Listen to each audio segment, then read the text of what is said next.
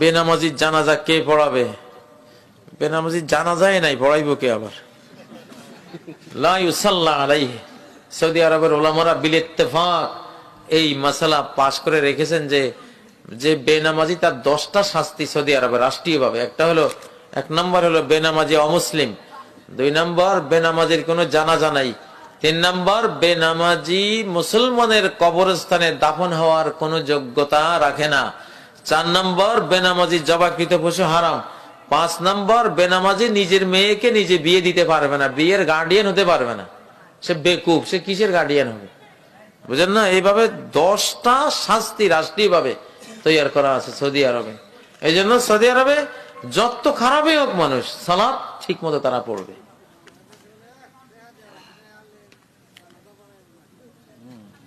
আমাদের লক্ষ্মীপুর জেলায় এক এলাকার আলেমরা একসাথ হয়ে এই আইন পাশ করছে যে বেনামাজির কোনো জানাজা পড়বে না।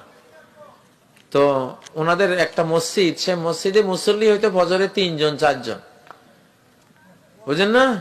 যখন এই আইন পাশ করছে যে বেনামাজির কোনো জানাজা নাই, সব আলেমরা একমত।